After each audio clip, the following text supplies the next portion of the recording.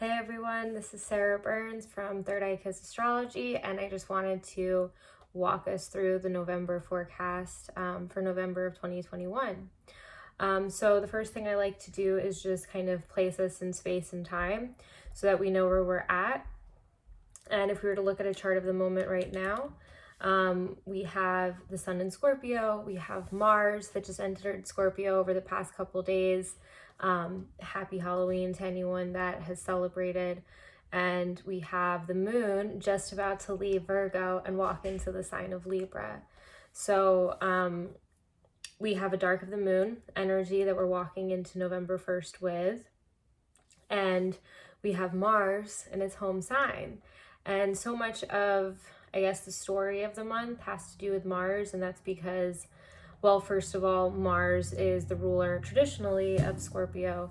And so whenever we're thinking about the time of the year when the sun's in Scorpio, we really have to think about what Mars is doing generally. And I think it's a good way to kind of place us when we think about each month and what's going on, to like really pay attention specifically to the planetary ruler of that month. So when we get into December, even though we switch into Capricorn season around the 21st or the 22nd, I can't remember what day it is this year, Jupiter is the planetary ruler for the beginning of December. And it's very fitting that that time of year goes from Jupiter energy to Capricorn Saturn energy, where it's like spend. Okay, I'm not spending anything for the next year until the next time this Jupiter season comes around. So this time is really martial. And I think about Mars in this particular sign, in the cold, wet water sign, the feminine place of Mars. I think about Mars as really interested in planning and strategy, in self-empowerment and bettering whatever it touches on some level. So this kind of feeling of just really wanting to put your own energy into self-improvement or overcoming things, but not in a kind of hot-headed Aries, just push through it way, more in a strategic, like how am I going to get certain things done kind of way. So yeah, so for a lot of reasons, this month has everything to do with Mars, not least of all because Scorpio is ruled by it, and also because now Mars is in Scorpio, which is not always the case during Scorpio season. So we've got like a very Scorpio-y Scorpio season this month. And I think that it's going to prove to potentially be intense, but I also think it could potentially be very empowering, very empowered. Full disclosure, I'm Scorpio rising. So Mars is in my first house right now, and it's given me energy. When it was in my 12th house, I felt and looked like a potato. I didn't want to do anything. I was very, let's say, like there just wasn't a lot of energy for me to get things done. Now that Mars moved into Scorpio, we have just a whole lot of energy for the Scorpio risings, and just for people who generally were not feeling the kind of ability to move and push through and get through things with Mars and Libra, which is the sign opposite what it's used to. So for some people that's normal, and that's where they live, and that's what they're good at, and there's nothing wrong or right. It's just that when we have Mars in Mars's sign, it's extra Scorpio, it's extra Marsy. So yeah, I'm wearing the Scorpio Pluto in the first house attire, all black. And it's a very fitting color. I think when we think of Aries, Mars and Aries, we think about just fire engine red, super running hot. Whereas the Scorpio archetype tends to be a little bit more subdued, doesn't necessarily want to be seen, but wants to build strategy around whatever it is that it's desiring. So I think desire actually plays a pretty large role this month. What do we desire? What are our plans are to get it? How are we going to go and move through the world in order to get what we want?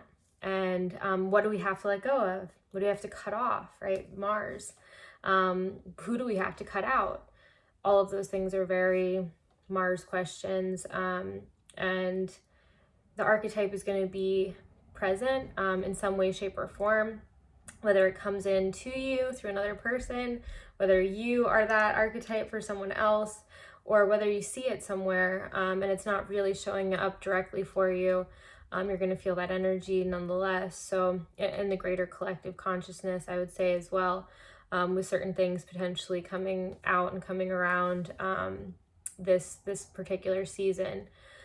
So the other thing that's happening this Scorpio season, this whole year, during May, during Taurus season, during Leo season, during the summer, and now during Scorpio season, we had a specific planetary alignment activated, and that alignment was the Aquarius Saturn, Saturn in Aquarius in its home sign, squaring up against Uranus and Taurus.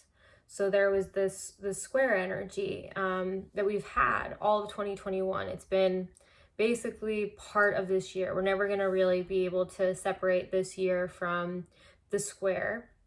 And anything that happened this year somehow is going to fall under that umbrella of happening during a time where these planets are squaring up against each other.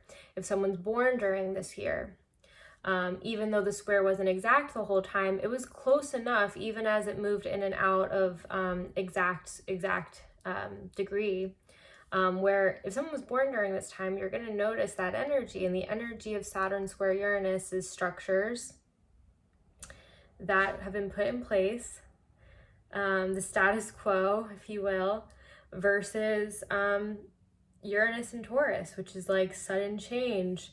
I've heard Rick Levine say, he's an astrologer, you can find him on YouTube, an immovable object meets an unstoppable force.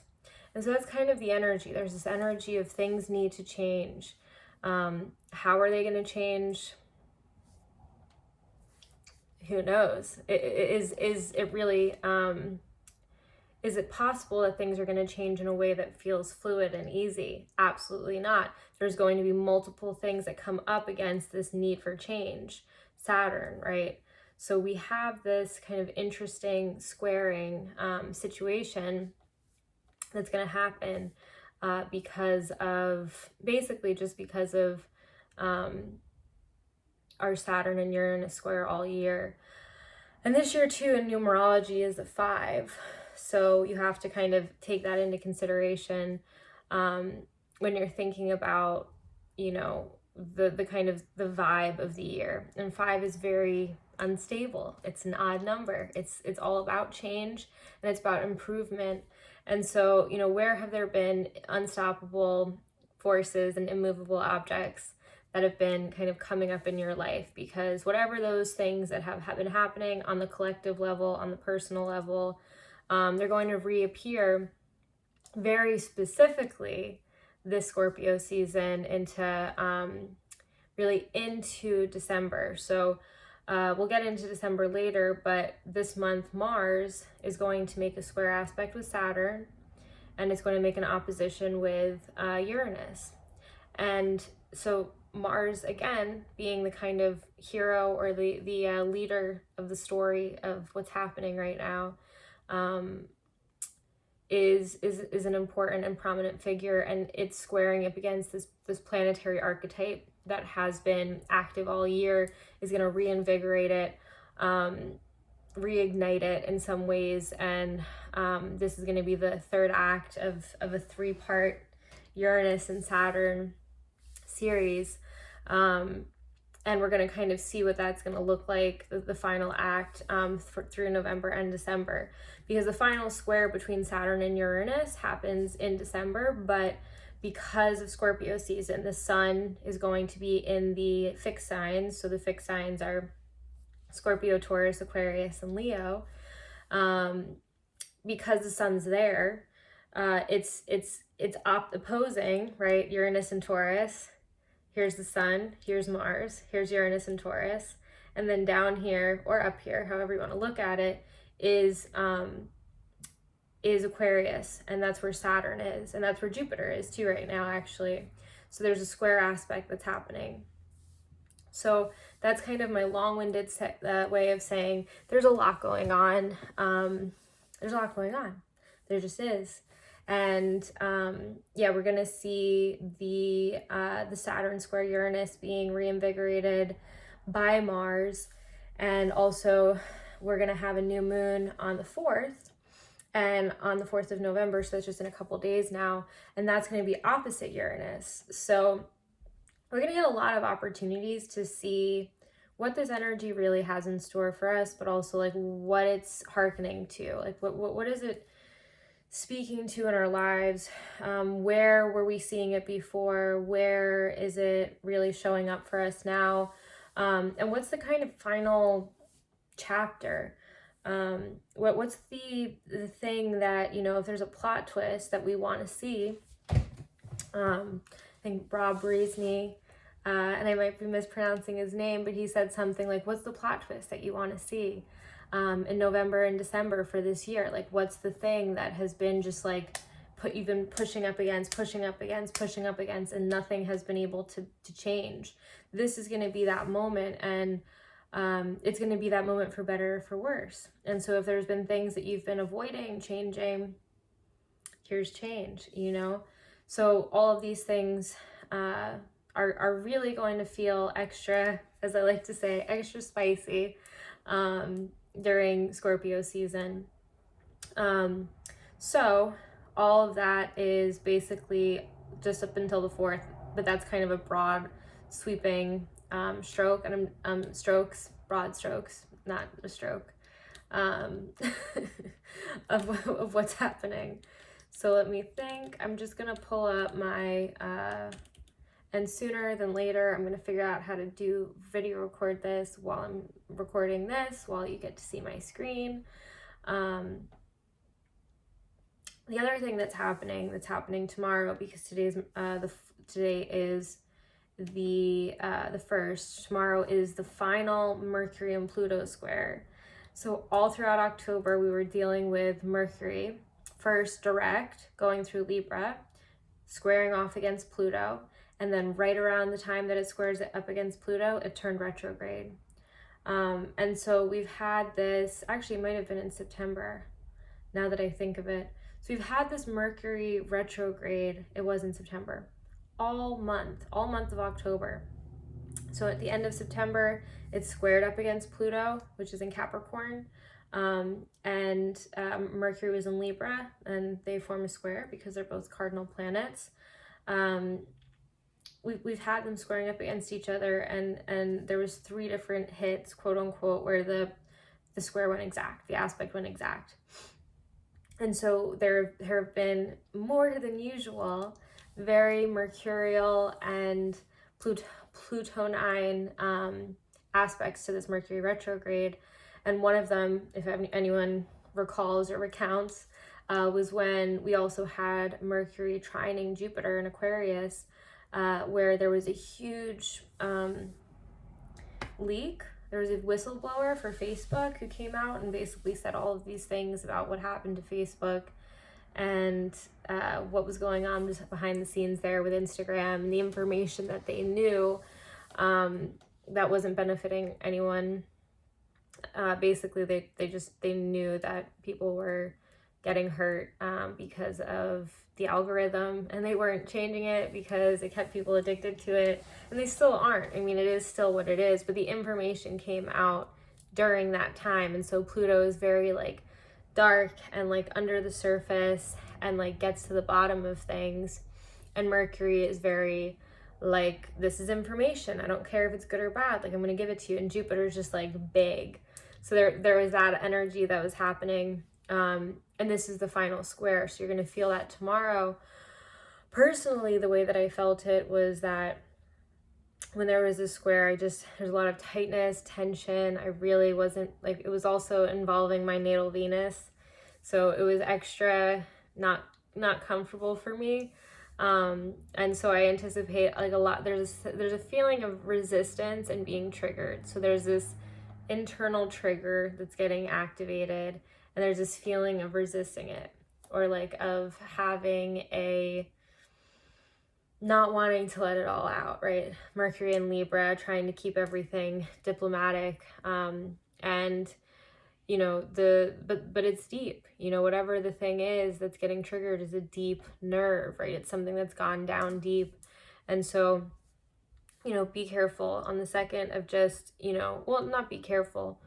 Learn how to, I think that whenever we have Pluto triggers coming from someone with Pluto in the first house, we're looking at kind of a feeling of just like needing to let go of things while we also aren't spiritually bypassing them. So like being very aware of what the things are that we have within us that are wounds from our childhood, or, you know, wounds from just being alive during today.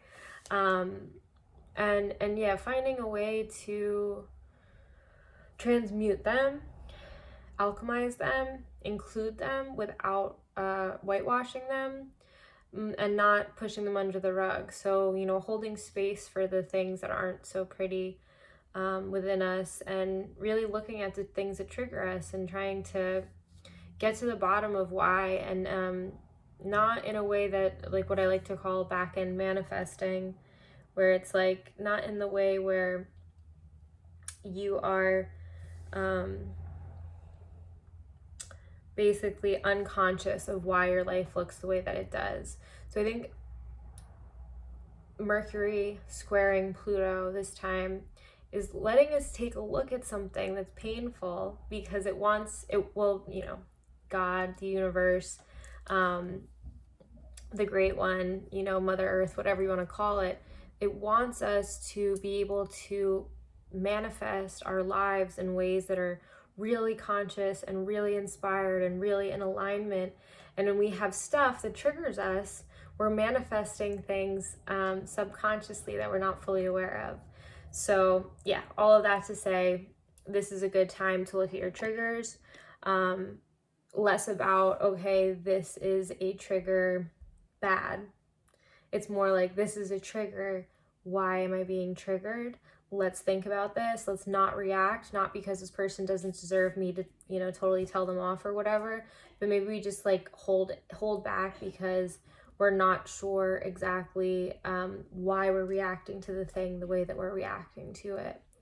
So that would be the second. So we talked about the second with a Mercury square Pluto, the final pass, and maybe something over the past 6 weeks that's going to come up is going to be, you know, kind of popping in and popping through. And then, and then secondarily, there is the, so we had the second, the fourth, the full moon opposite Uranus. This is going to be an intense full moon. Something is being, again, we're right now with a Libra dark moon. Something's being released, something's being let go of. So new things can be born, something new can be popped in, there's a leveling of the playing field. There's a cleaning it all away so something new can come with this new moon. And that's true for all new moons. But when we're dealing with Mars, it's a little bit more like the thing has got to go. Like, we're not playing games anymore. Like, let's move it along. And Uranus, of course, too, is not going to let things just go as they are. So all of this to say, we have like positive energies, and I love to say to people who I'm doing charts for, and for myself when I'm thinking about these things, there's never a bad or good. It's not bad or good. These planetary alignments are completely without. There's you know, in traditional astrology we call things malefic or benefic, and all of that stuff really has to do with how we subjectively experience them. So they're not really benefic or malefic in nature, period. And it can kind of be said that, like, on the grand scale things that are considered benefic feel good, and on the grand scale things that are malefic feel bad. But ultimately, sometimes the thing that is bad for you in the short term, that doesn't feel subjectively good in the short term, is really amazing for you in the long term. And so there needs to be this awareness, and it's kind of like the sacred wound, right? Where we are able to see that our suffering is, not only is it purposeful, but it's here to bring us into awareness. And if everything is just like all everything is all just rainbows and sunshine all the time, then nothing really of change or of importance can happen in our lives because we're too comfortable. And so never really take any of these planetary archetypes too negatively. It's not the way that they're supposed to be taken. They're supposed to be taken like so we can feel into the energy, see where it shows up, not like identify with it and be like this bad, that good. It's more like, okay, how can I utilize this energy? How can I bring this energy into my life and see really what it's trying to teach me? Because we can't avoid the bad things. And, you know, if we try and avoid the bad things, more often than not, what happens is that we don't get really access to the good things either.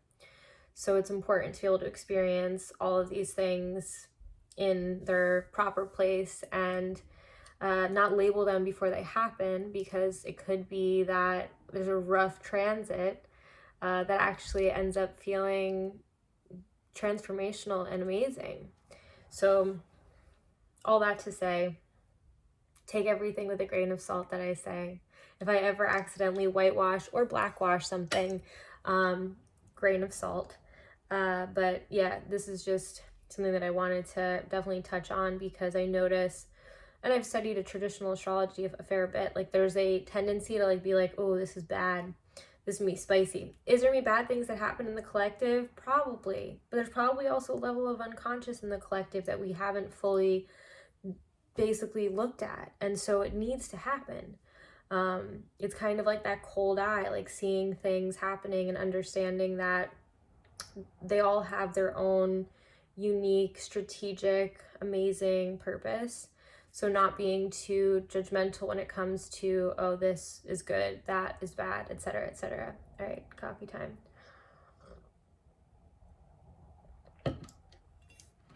Okay, so that's my long ass tangent.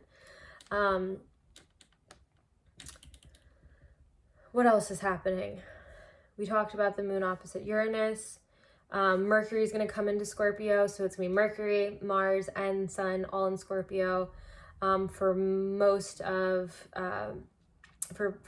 November. So it's a very Scorpionic energy, and I'm like, yes, I'm here for it. And I think that it's going to be a good time to, again, what needs to go, let's strategically plan how we're going to set our lives up. You know, if we've been working really hard at getting rid of the things that don't serve us, how are we going to pull in the things that do? How are we going to manifest the things that do? And let's get strategic about it. And let's not let the things that we were using in the past to basically let us hop off of the path because, oop, I want to feel good for a second. Let me get off the path. Oop, want to feel good. Oop. Let's not let that stuff distract us anymore. So that's Mercury. Venus is going to be in Capricorn. Venus is out of bounds as well.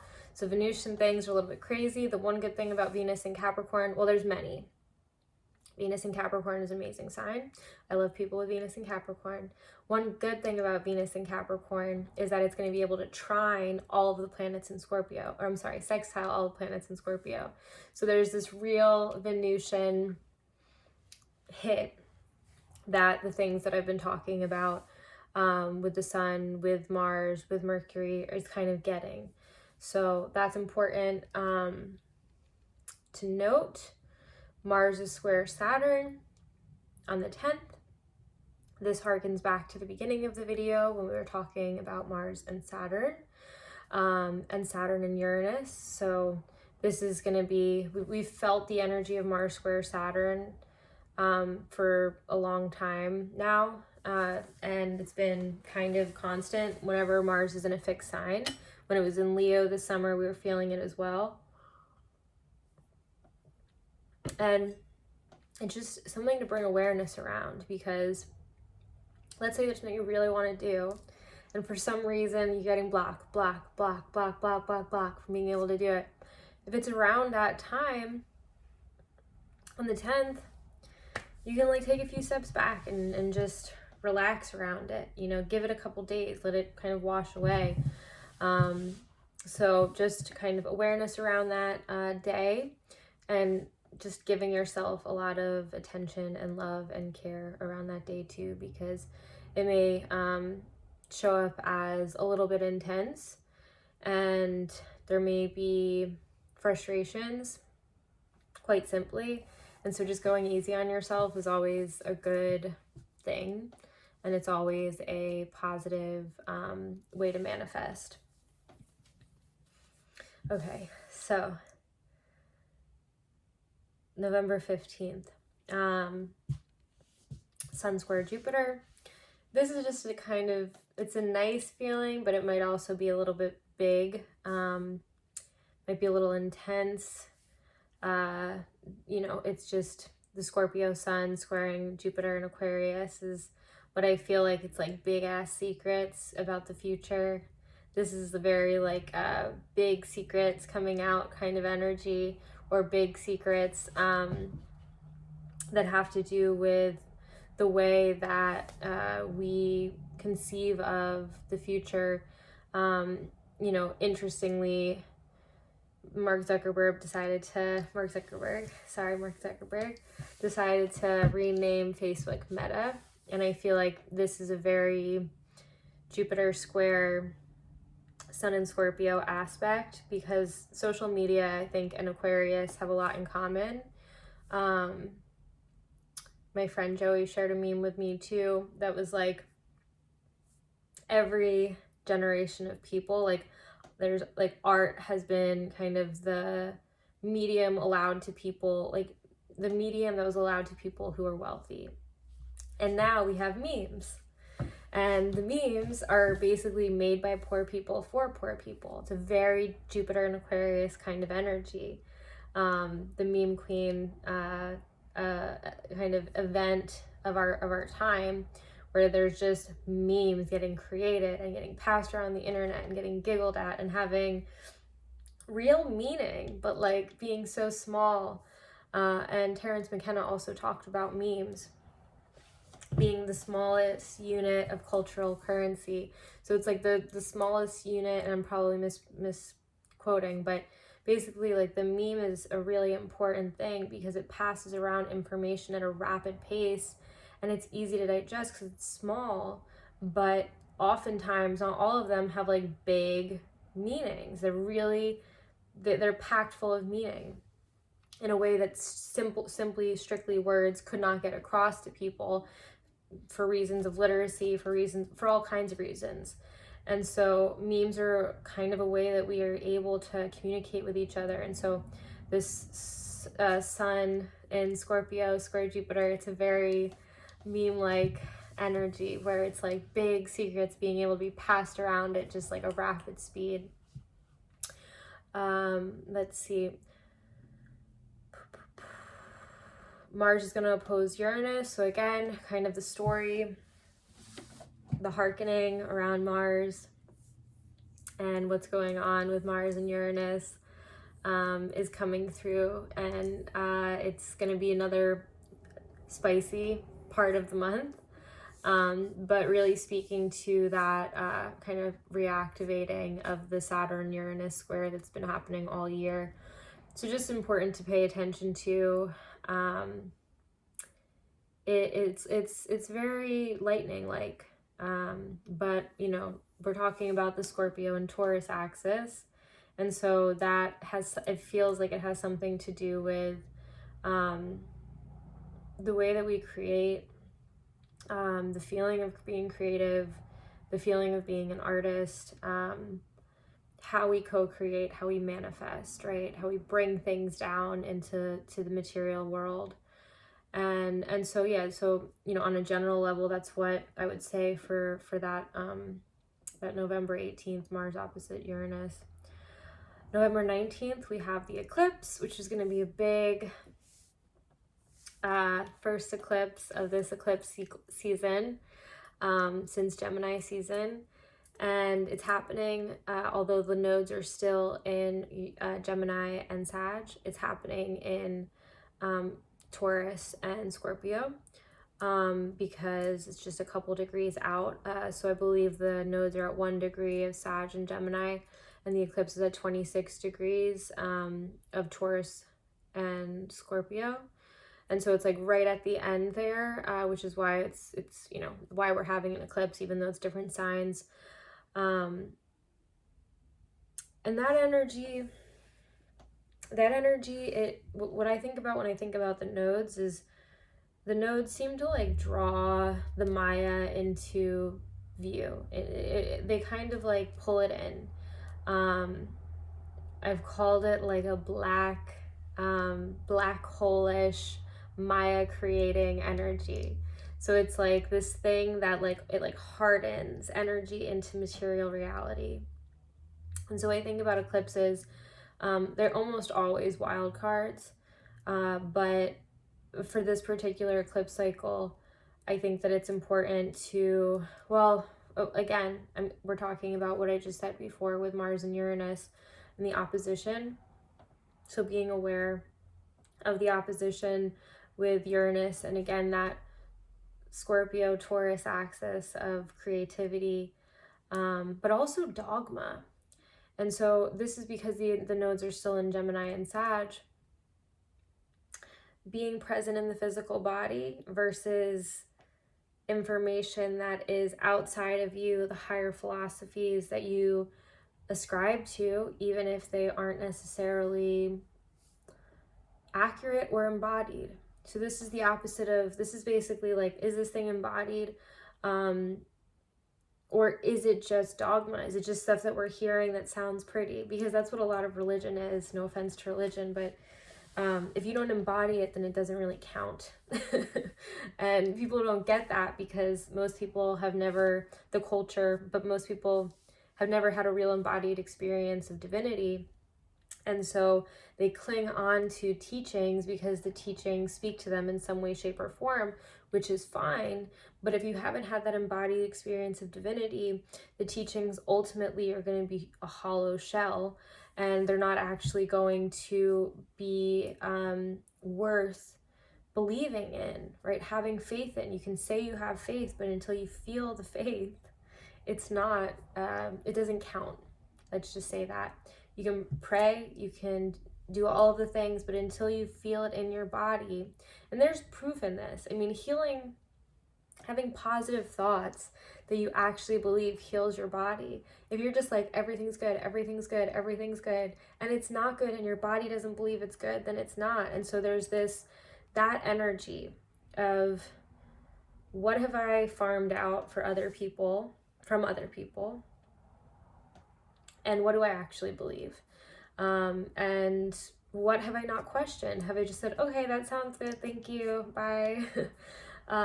Or what have I decided, wow, that's a really interesting belief. Let me explore it. Let me see how it sinks in, how it hits my body, how I feel with it, and I feel into it. Different experience. So I just think it's important to pay attention to that. The differences between that during this eclipse, and likely in the collective we're going to see people at each other for opposing dogmatic beliefs, in short. So anti-vax, pro-vax, whatever it is that you are, collide because something happens in which the echo chamber gets louder and louder and louder and louder and louder and tighter and tighter and tighter, right? It's kind of like, I think about open-minded people as like this beautiful, open energy, right? It's like the energy hasn't solidified down into like a hardened rock. And so like the energy is like this, right? Like we're fighting, as there's this side, there's that side, there's the vaxxers, there's the anti-vaxxers. And then the eclipse kind of like tightens it, and the opposition becomes more hardened. And so maybe things become a little bit more difficult in that way. We're here to experience the illusion of materiality. We're not here to transcend it. So in some ways it's good, but not in the ways in which it causes the individual suffering, right? So as long as we can oppose each other's perspectives because we recognize that this is the experience that I'm supposed to have, that's the experience you're supposed to have, but ultimately, like, there's not really anything that's fully at stake, we're in good shape. And then finally, we have the sun into Sag on the 21st. So we're going to have some Jupiter energy. And then next month, we're going to talk about Jupiter a lot. Mercury is going to go into Sag on the 22nd. So it's going to zoom through Scorpio. And by the end of the month, it'll be in Sag as well. And then in the end of the month, we have a conjunction between Mercury and the sun. And we'll probably speak more to that during December's astrology forecast. But I just wanted to go over the highlights, most specifically Mars, but also the things that I felt like were happening, right? The eclipse, the Mercury square Pluto, the finale of that, Uranus and Saturn being reinvigorated, and just the general vibe of Scorpio. So yeah. Thank you guys for watching. If you have watched this, I am in process because in human design, I'm a projector 1-3. And that means that I don't have a lot of energy. I'm an emotional projector. I have an emotional center that gets motorized by this kind of like quick spurts of things. So like I'm slowly pushing through to have a more consistent kind of way that I show up on the interwebs, on the metaverse. So I'm putting more content out, and I'm going to do my best to get links up and in bios and things like of that nature that have to do with my newsletter, my Patreon. I'm going to be on Clubhouse this Wednesday. I'm doing astrology readings, all of this stuff. So I hope you enjoyed this. Again, my name's Sarah. I'm from Third Eye Kiss Astrology. And yeah, I hope that you alchemize all of the things that you possibly can this month. Take care.